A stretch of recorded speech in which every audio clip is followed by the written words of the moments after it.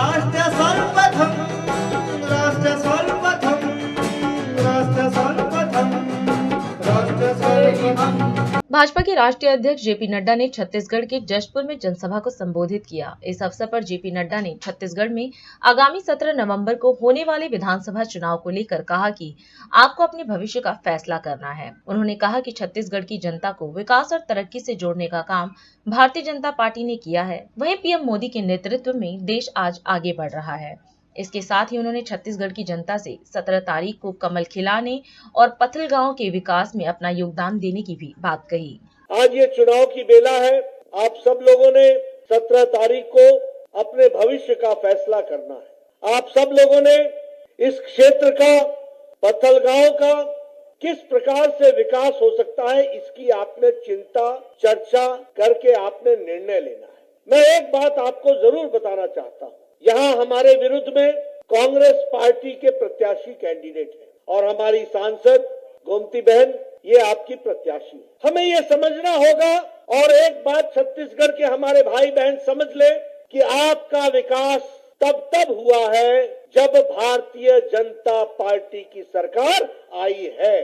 अगर किसी ने विकास किया, अगर किसी ने आपके हित की रक्षा की, अगर आपको कोई तरक्की, विकास के साथ जोड़ने का प्रयास किया, तो वो भारतीय जनता पार्टी की सरकारों ने की। जब भारतीय जनता पार्टी की बात बोलता हूँ तो भारतीय जनता पार्टी का मतलब है विकास, भारतीय जनता पार्टी का मतलब है तरक्की, भारतीय जनता पार्टी का मतलब है लोगों की सरकार, भारतीय जनता पार्टी का मतलब है कार्यकर्ताओं के सम्मान के साथ इलाके के विकास के लिए, समाज सेवा के लिए जुट जाना, ये उसका मतलब है। भारतीय जनता पार्टी का मतलब है लोगों के हितों में काम करना। भारतीय जनता पार्टी का मतलब है विकास को आगे बढ़ाना। अब मैंने आपको बताया, दो तरफ खड़े हैं, एक तरफ विकास के लिए बीजेपी और एक तरफ भ्रष्टाचार और विनाशकारी नीतियों के साथ कांग्रेस। एक तरफ भारतीय जनता पार्टी आपकी चिंता करती है और एक तरफ कांग्रेस पार्टी अपने हितों की और भ्रष्टाचार की। और दूसरी ओर आप बताइए,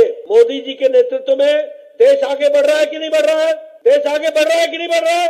आप बताइए, हम आज 5वें नंबर की अर्थव्यवस्था हो गए कि नहीं हो गए? और 2024 में फिर से आप मोदी जी को प्रधानमंत्री बनाएंगे और 2027-28 में भारत तीसरे नंबर की अर्थव्यवस्था बन जाएगा। तीसरे नंबर की अर्थव्यवस्था यह है भारत। आप बताइए, हमारे समय में कुल मिलाकर के विकास के दृष्टि से नए आयाम जहां जुड़े, वहीं आप बताइए बजट में आदिवासी भाइयों का बजट दुगना हुआ कि नहीं हुआ? हमारे समय में हुआ कि नहीं हुआ? मोदी जी ने दुगना पैसा दिया कि नहीं दिया?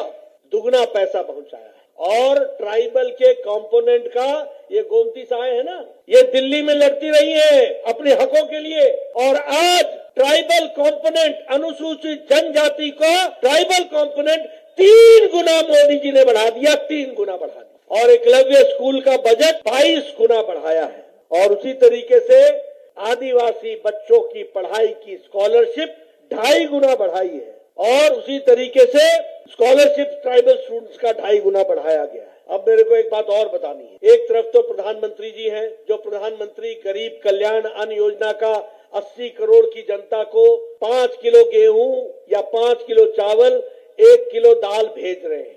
उज्ज्वला योजना में प्रधानमंत्री जी ने जहां देश में 9 करोड़ 60 लाख गैस का सिलेंडर दिया है, वहीं 35 लाख लोगों को छत्तीसगढ़ में मोदी जी ने सिलेंडर दिया और साथ में 300 रुपए, 200 रुपए राखी पर छूट दी थी और 100 रुपए सब्सिडी पर छूट दी है उज्ज्वला बहनों को।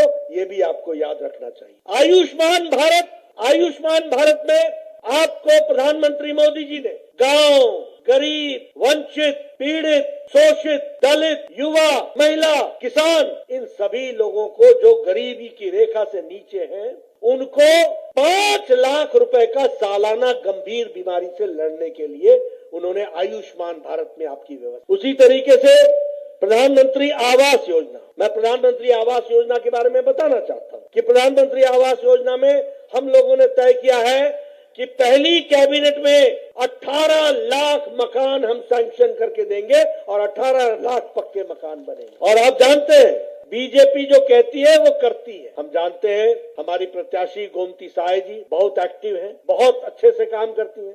भारतीय जनता पार्टी का एक एक कार्यकर्ता सेवा करता है, इसको हमको ध्यान में रखना। हमेशा काम करती है, लोगों के विकास के लिए काम करती है, मंदिरों के पुनर्निर्माण के लिए आपने काम किया और इसलिए मैं आप सबसे एक निवेदन करने आया हूँ। इधर तरक्की है, विकास है, आपका हित है, आपके लिए काम करने की ललक है, आपको आगे बढ़ाने की हमारी इच्छा है, इसके लिए हम काम करें और इसलिए मैं पूरा विश्वास रखता हूँ कि आप 17 तारीख को यहाँ से कमल खिलाएंगे, बीजेपी को जिताएंगे और अपने हक की चिंता करके विकास में अपना योगदान करेंगे। यही मुझे कहना है। राष्ट्र सर्वप्रथम, राष्ट्र सर्वप्रथम।